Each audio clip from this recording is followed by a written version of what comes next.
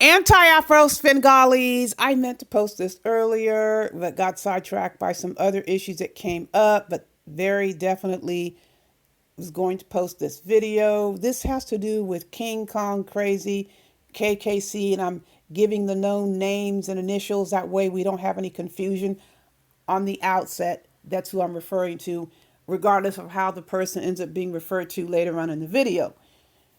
I wanted to address some very bizarre, just outrageously envious, resentful, jealous ass antics that KKC, King Kong Crackhead, continues to perpetrate in and around these YouTube streets. So let me go and give some recent relevant history. When Umar Johnson's daughter comes out publicly and, starts to do her thing, he jumps on it. He's harassing her and stalking her, talking about, I've been on her channel all day. He has two minor children and was spending more time harassing Umar Johnson's adult daughter than he was spending time with his own. She blocked him. He had felt some kind of way that she blocked him. Then he got even more angry when we landed a paid interview with her and we were dealing with her behind the scenes. Got even more angry and talked his shit, whatever. He talked his shit. He continues on. He feels he still has some leverage since he has a monetized channel and progression. Here we are. One of Umar Johnson's sex partners, again, that's just the routine, comes out with whatever she comes out with, and she's making the rounds. The woman went over to King Kong Crackhead's channel, and of course he was talking shit about us, lying about us, whatever. Why we even need to come up, that just tells you something. He needs to bring us up, me and Rev G, and taking swipes at AFW friends and supporters, whatever. He's doing that. He's feeling good because he's got some people coming over to that channel. But this very interesting reality is that other people were making a killing. I'm talking about doing contents in the 30,000, 100,000, 60,000 range, and he's barely pulling 1,000, barely, on his live streams or videos, whatever he's doing. He's so focused on the numbers, so focused on appearances. So he starts to go to other channels to try to get his spot, pumped up. That doesn't really work. He then starts to tell people, because several people let me know, no way in hell do I go over to that slave plantation cesspool, that I'm king of the Umar Johnson sector. He starts screaming and hollering this from the mountaintops. Fine, he's the king of the Umar Johnson. I don't give a shit about it. But I thought it was interesting how it fit in. That's the relevant part. The fact that he's saying it, I don't give any shits about that. But he's obviously scrambling and demanding that he be seen in a certain way. He has to self-identify as the king of the Umar Johnson sector. Okay, fine. So after the woman comes out, the sex partner comes out, and that's gaining steam, and people are getting their videos out, he loses monetization. Ha ha. I'm very happy. This has happened how many times? I lost count about how many times he's lost monetization. So that was removed. Then he goes dark for about 3 months. And so much of the content on his channel was removed because people are letting me know. I'm like, again, I'm not subscribed to this dude, so how the hell am I going to know whether he has anything going on over there? I'm not going to know. So I saw it was demonetized and he zapped all this content and all this stuff. Okay, fine, whatever. And he's off throwing his temper tantrum. But then I get this message from someone who tells me he was on some religious thing in Costa Rica. And I'm going, I don't care that he's in Costa Rica, but I'm like, how convenient. He couldn't handle the fact. And don't let me forget significant part that I left off a second ago. Lennon Honors numbers are bursting at the seams, according to what everybody's saying. I don't go over there either, but that's just the comments people were making, that Lennon's got, I think they said 1,000 or more, 2,000. I've heard different numbers over in the chat. So he has to sit by and look at this. You know, he felt like what he actually is, which is shit, even worse, okay? So he bails and is gone for the better part of 3 months. Then Dempsey D. Durrell gets indicted by a federal grand jury for healthcare fraud, 5 counts, and aggravated identity theft, 4 counts. Now, let me give you a little bit of a backstory. For the longest time, King Kong Crackhead and Dempsey D. Durrell were mortal enemies. Just despised each other in the worst kind of way. So I'm sure that King Kong Crackhead thinks I care whether or not he goes over and makes fake friendship with Dempsey D. Durrell. Why would I care about that? They deserve each other. They're just like each other. Incredibly resentful, jealous, and possessive. And anybody that has anything that is positive content, they covet and they ridicule and they attack and they lie about it. That's what he did to Rev G. Ran sneak panels lying about Rev G's marriage and saying Rev G was smoking cigarettes, sneaking around smoking, and can't go on the internet. Oh my God. Rev G has a relationship with his wife that you could just dream of. Your marriage didn't even last 3 years. Who the hell are you to sit here and talk about somebody's relationship? I mean, he really was so far out of line. So far out of line. And then he was questioning Rev G's calling, ridiculing him, attacking him as a reverend, as a person of the cloth.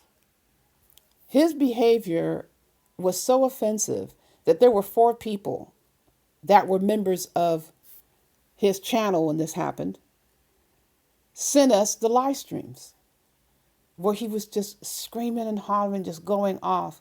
We had no contact with him because he said he buried the hatchet and moved on, but he lied. He continued to run live streams about us and got paid for it. Just showed how much he resented the fact that we have a support system. It doesn't matter what someone's perception is as far as what type of support we have. We know we have a support system and it's obvious that it exists. And he was screaming about, I can't believe they still rock with her and they have anything to do with her. He was screaming about me. So freaking what? They do. And they still do.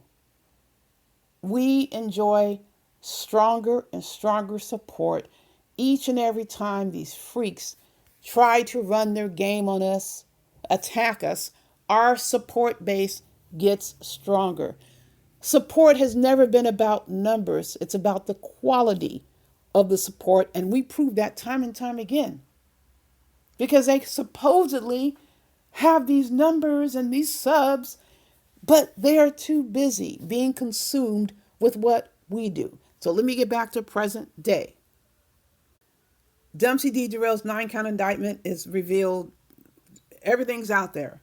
People are talking about it, although some people are trying not to talk about it. They're talking about it. So Rev G caught a panel. I don't remember whose panel it was.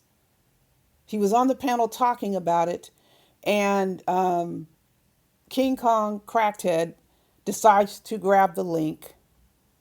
And of course, I don't know whose channel it was. I'm not even sure he greeted the host. I think I would have remembered the name if he did. But at any rate, it couldn't have been not long after he came on there that he decides to address Rev G, because Rev G's talking about the historical aspects of what went down with Dempsey D. Durrell and how Rev G had warned him numerous times about so many things, and those warnings were ignored. At any rate, he decides to come at Rev G and ask him about the donations that Rev G solicited when he said he wanted to file a lawsuit against those who were trying to eviscerate his reputation and character hijack him. And this is several years back, we're going. So after they started collecting money, Rev G's wife's business was attacked, severely attacked, with these fake reviews online and all this stuff. So Rev G used that fund to address getting those reviews off. It's the same people that we're dealing with. It's just now a different strategy because the business was being attacked. People had the option to get a refund or raise their objections, and nobody raised an objection. So King Kong Crackhead is comparing what I just described with Rev G and what's happening with Dempsey. Oh, God. You've got a situation where someone has been charged with 2 felonies, 2 charges, 9 counts, 5 for healthcare fraud, and 4 for aggravated identity theft. And aggravated identity theft carries a mandatory minimum of 2 years in the federal penitentiary. And you're looking at a situation with Rev G. If someone decided to sue, quote unquote, it would never survive. What would they sue for? You and your family are attacked. Now your wife's business is attacked, and you're going to use that for legal fees to take off the reviews. Whoever would file that case wouldn't prevail, and there is no criminal offense. But this is what King Kong Crackhead wanted to raise as a comparison. I think that's a hell of a nerve, galling, but that's just what Satan Shepherd would do, ignoring the criminal acts he engaged in, trying to buy young Pharaoh's medical records from Mona de Leon. Now that's a criminal offense. Trying to put that, what Rev G did, on the level of what Dempsey D. Durrell did. No, what King Kong Crazy did, KKC did, in trying to buy young Pharaoh's medical records, which Mona de Leon illegally obtained. That's more in line with what Dempsey D. Durrell did. Those are both felonies. And that is something that I can prove. That's something that can easily be confirmed. They can easily check the records and see that she searched for his records. They have communication, and I have the emails. So who the hell are you to sit up here and try to compare somebody with conduct that's not even criminal when you perpetrate a criminal act yourself, just like Dempsey D. Durrell? So to that I say, King Kong Crackhead had posted, and this is when he came back, a picture on the community wall and a saying about he is now a deacon. And he was making this known that he was going through this training or whatever. He was making it known while he was still running up in these YouTube streets, acting like who he actually is, which is a shepherd for Satan. But now he's coming back and announcing that he's anointed, this deacon. I've never heard of a deacon who's 40 years old or around 40 years old. Never heard of that ever. But here we are. He said he's a deacon now. And then he also said that God favored him. He made this statement before he grabbed the link and attacked Rev G. I was asking Rev G what he thought about this new situation. That was just an inquiry I made. Well, you saw this. What do you think? Rev G said if this is what's happened to him, it was a good thing for him. That was Rev G's response. And I said, I don't buy it. He says, but you can't judge that. Okay, fine.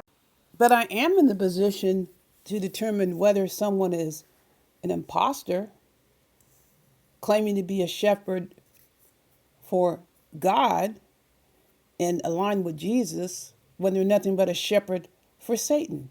I can judge that. And I did so accurately. If I don't have discernment, that means whatever anyone comes up and says, that they're a person of the cloth, that they are favored. I would just believe it. Like David Koresh cult or something. That means that you can very easily be indoctrinated into a cult. That's the attempt to indoctrinate, to try to use shame to indoctrinate you. I can tell the difference between Satan and God. It's very easy. Between evil forces and those who have good intentions.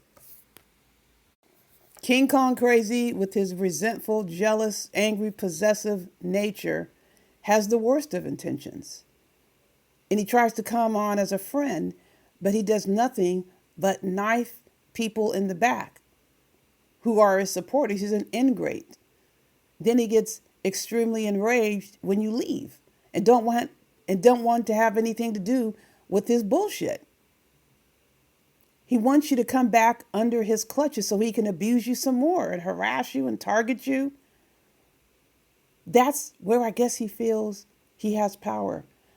Maybe because that's how somebody treated him. Or I shouldn't say maybe. He even said it out loud here that his stepdad used to beat the crap out of him, and his own dad didn't even, like, what the hell? That wasn't my experience. If it wasn't my experience, you can't make it my experience by trying to make me be subjected to the outcome of that. That has nothing to do with me. It's not my burden, and I'm not going to shoulder it. But here you have, after that occurred, King Kong Crackhead on the panel attacking Rev G. So here's what I say to his claim of being favored. There is no such thing as being favored. How in the hell would God pick King Kong Crackhead as a favorite? God doesn't pick favorites. How would you be favored over someone else? But I have the answer for you, though, within the context of what is very obvious. He ran off and joined a damn cult, then came and grabbed that link, and he was spewing out Bible verses when he confronted Reb G. And the whole thing about spewing the Bible verses was about me being ecstatic, me rejoicing, me clapping, me stomping my feet, me dancing a jig over the fact that the feds got Dumpsy D drill. You're damn right. And he thinks he can come up with some Bible verses to try and castigate me. It's not going to work. You don't have any timber to castigate me for any damn thing, King Kong, drunken ass, crackhead. You do nothing but come online drunk as a skunk and smoking weed while you claim to be trained to be a deacon. Listen, King Kong crackhead can't in any vein castigate me. This is a dude who runs around drinking liquor and smoking weed with a traumatic brain injury. And weed is not even legal in the state where he lives. So he's not even abiding by the law. And God knows what nasty crap has been infused into that weed that he gets a hold of. Cheap weed. So he's spending his disability money on weed and liquor. Okay. And he's coming up on panels, trying to spew Bible verses. Oh, please. But let me tell you something about Bible verses. It doesn't mean anything if you recite a Bible verse. David Koresh. Who remembers David Koresh? He was a cult leader. That's what King Kong Crackhead went and did. He went and joined a cult. And then you come on here thinking that you are proselytizing this. I wouldn't even call it proselytizing. It's called shepherding for Satan. Just like David Koresh was shepherding for Satan. But let me tell you about David Koresh because I studied him. One of the most impressive and attractive features about David Koresh that drew people to him was his literal word for word recitation of the Bible. And he would say to people, because many people have said it, he would quote scripture and then people would kind of look at him. He could see their face. You can doubt me, he would say. You can doubt me. Doubt me. Everyone's just stop what you're doing and take a look in the Bible. And every time, and even in every circumstance, they looked in the Bible and It was verbatim. Now, it's not just a few times. This is just, he was a walking memorization of what was in the Bible. So it don't mean shit, King Kong crackhead, that you came up and quoted a couple of Bible verses. Satan, Lucifer, demons all know what's in the Bible and they don't hesitate to quote it. So this dude is someone who can't let go. Cannot let go. We left his page. He has to try to make up all kinds of stories about how he left his page. He seems to be finding this, looking for this eternal get back. You can't get back at us. There's nothing to get back at us for. King Kong Crackhead was the one who initiated this conflict and ran around these YouTube streets laughing.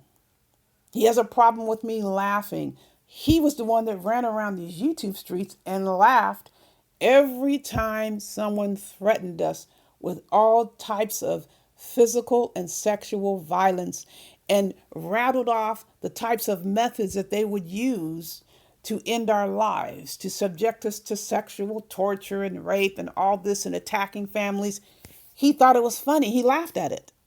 He laughed, but he started to cry when he and Remix got into it.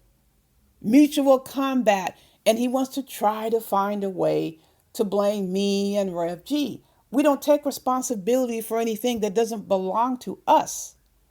But I find it incredibly sickening that a shepherd for Satan would have the nerve to grab a link and think that Rev G is going to listen and take seriously anything this idiot has to say. He is the one who can't move on. Why would he go to Photon's channel? I don't care if he goes to Photon's channel. When did he ever go to Photon's channel? He's going there because he thinks he can have a presence that's going to aggravate us. Nope, not going to aggravate me. Not going to aggravate me one bit because I don't interact with him. He just has to be seen and has to be heard. No matter what. Rev G hit the nail on the head. They still don't like that King Kong crazy. He thinks it's an either or. Either they like us, me, Rev GFW, friends and supporters, or they like me. No, they can't stand your ass. Can't stand you and never will stand you. And it makes no difference to us that you can't stand us. Good. That's the way it should be. I don't go and try to be around fools, around abusers, around stalkers, around sexual harassers, around people who threaten to murder and rape me. I don't have any urge, any need, or desire to go chasing them down, and I want to be in their presence. That is very sick. We got somebody like that in these YouTube streets, stank booty bigot, who is crying and whining because she says she's being rejected. She's being rejected by those she says she can't stand. Oh my, I mean, the self-concept has got to be in hell with the devil to sit here and cry over these freaks not wanting to talk to you. This is something King Kong Crackhead just can't seem to get over. That is not our problem. Dumpsy D. Durrell is arrested. I'm glad he's arrested. You can send him money to his commissary. You can write letters to his attorney or the judge. I don't give a shit. I'm going to keep rejoicing. I'm happy. I'm glad it needed to happen. He attacked a lot of people, accused a lot of people of a lot of criminal behaviors that he was doing all along. If someone has been charged with a crime, where's the harm in saying, yes, that person deserves to be punished for that crime? Absolutely. That doesn't make any sense. Someone gets arrested for a crime. Oh, no, they should be let out. No, don't punish them. Bullshit. He got arrested because he's guilty. What was I supposed to do? Let them think I'm guilty? They already think you're guilty. That's why they arrested you. Do you know where you are? Is any of this getting through? No, it's not getting through. That's why that stupid ass kept on stealing 3 years. Continuously stealing 3 years after he was busted by the licensing board. This is a smorgasbord for the federal prosecutor. Guilty is all get up. Just straight up guilty. This needed to happen. This had to happen. It was necessity. It was inevitable. Everything that happened with Dempsey D. Durrell needed to happen, and it did happen. He got a slap on the wrist and turned around and did the same damn thing. Yes, he belongs in a prison cell, and I'm going to do every damn thing I can to make that happen. I don't give a damn about no King Kong crackhead, but I came up here because I wanted to point out the sickening notion that someone that went and joined a damn cult is going to get up anywhere and try to quote scripture to Rev G and try to think you can guilt me. Guilt is all what you carry. Shame, humiliation, that's your burden. That's not my burden. I don't feel guilty for what? That's your existence. That's the existence of a lot of those subjects in the Umar Johnson sector. Shame, humiliation, and embarrassment. It sounds like they were raised with that. So they constantly have to find a way to try to cast it off into others. It's never going to stick with me. You don't have any power or capacity or ability to make me feel guilty about a damn thing, especially not wanting with every fiber of my being that Dempsey D. Durrell gets sentenced to prison as he should be. Listen, folks, you know I got more coming your way. In the meantime, buyer beware.